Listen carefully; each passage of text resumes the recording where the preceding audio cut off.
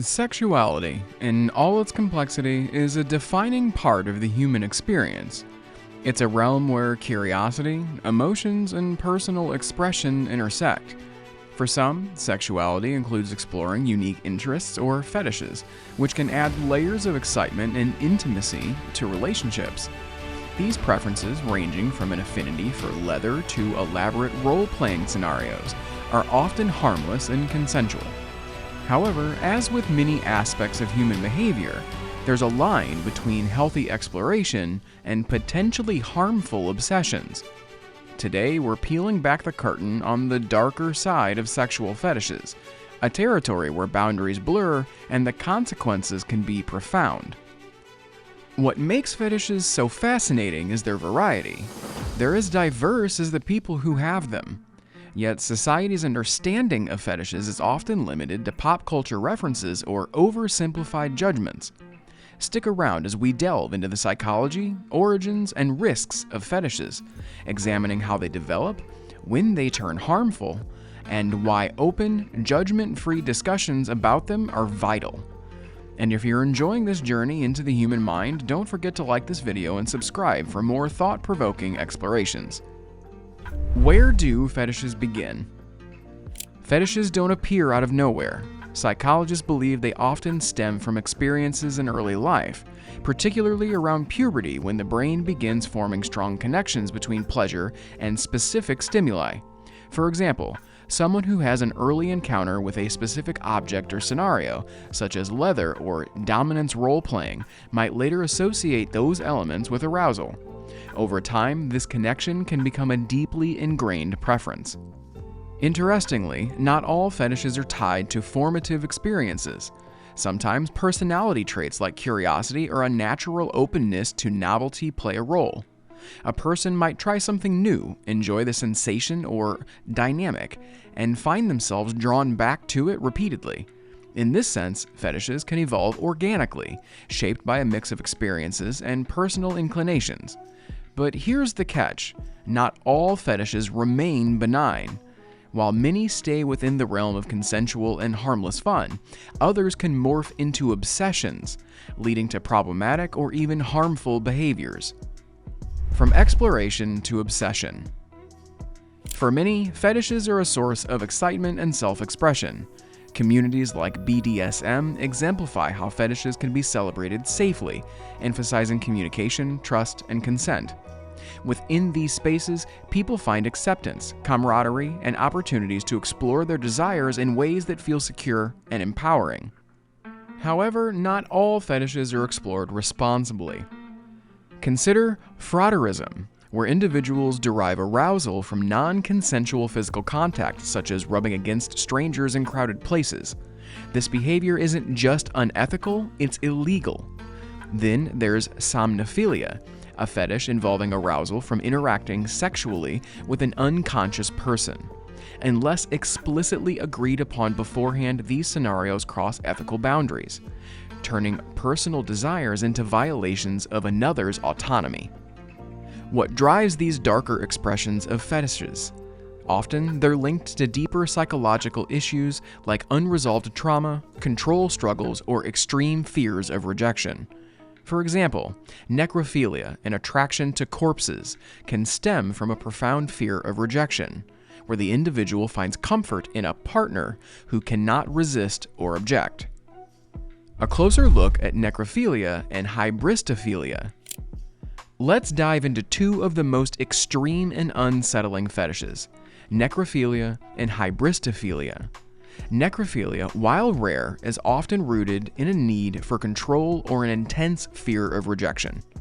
The inability of a corpse to refuse or resist creates a safe dynamic for the necrophiliac, albeit one that raises significant moral, ethical, and legal concerns. Hybristophilia, on the other hand, is the fetish that makes headlines, known as the Bonnie and Clyde syndrome. This fetish involves sexual attraction to criminals or criminal behavior. High-profile cases like Ted Bundy's courtroom fan club highlight this phenomenon. For hybristophiliacs, the allure often lies in the danger and rebellion associated with the criminal act, creating a heady mix of adrenaline and desire. What unites these fetishes is their reliance on extreme power dynamics. In necrophilia, the power is absolute. In hybristophilia, it's tied to the thrill of rebellion. Both reveal how complex and, at times, troubling human sexuality can be. The psychology of fetishes. So, what makes some fetishes venture into darker territory? Psychologists point to various factors, from childhood trauma to personality traits and societal influences. For some, early exposure to certain stimuli during formative years can create lifelong associations between those elements and sexual arousal. For others, a natural inclination toward novelty or risk-taking might lead them to explore unconventional desires. Interestingly, studies suggest that not all individuals with fetishes experience psychological distress. Research has shown that participants in BDSM, for instance, often report higher levels of life satisfaction and mental health than the general population. This finding challenges the stereotype that fetishes are inherently unhealthy or indicative of mental illness. However, when fetishes involve non-consensual elements or become compulsive, they can spiral into problematic territory. For instance, someone who cannot achieve arousal without their fetish might struggle to maintain healthy relationships, highlighting the importance of understanding and managing these desires. Fetishes and mental health. A question that often arises is whether fetishes are tied to mental illness. The answer is nuanced. According to the Diagnostic and Statistical Manual of Mental Disorders, or DSM, most people with atypical sexual interests don't have a mental disorder. For a fetish to be classified as a paraphilic disorder, it must cause significant distress to the individual or involve non-consensual elements, such as harming others or engaging with unwilling participants. That said, some fetishes can intersect with mental health struggles. For example, individuals with unresolved trauma or attachment issues might develop fetishes as a way to cope. In these cases, therapy can provide valuable insights and strategies for addressing the underlying issues while respecting the individual's desires. When fetishes turn harmful. One of the darkest corners of fetishes lies in practices like autoerotic asphyxiation. This fetish, involving restricting airflow to heighten arousal, is as dangerous as it is misunderstood. While some practitioners view it as an adrenaline-fueled enhancement, the risks, including unconsciousness, suffocation, and even death, are significant. The 2009 death of actor David Carradine is a stark reminder of the dangers associated with such practices. What's crucial here is understanding the difference between consensual exploration and harm. Fetishes that prioritize safety and communication can be enriching. Those that disregard the principles often lead to pain and regret.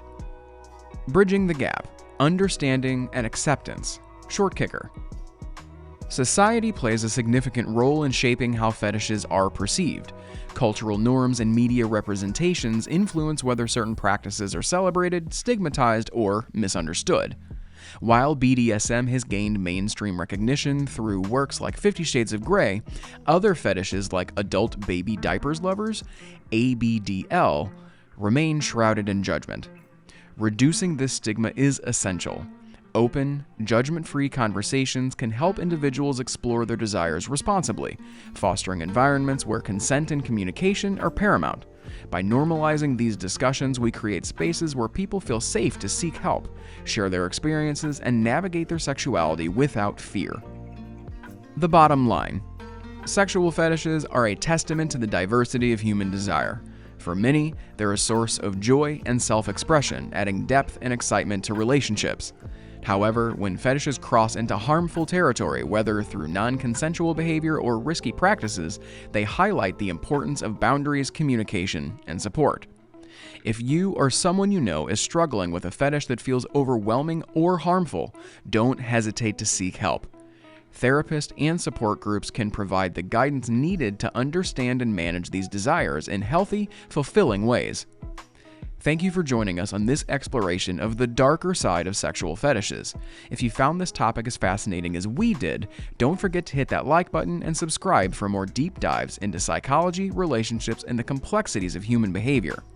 Remember, curiosity leads to understanding, and understanding leads to acceptance. Thanks for watching.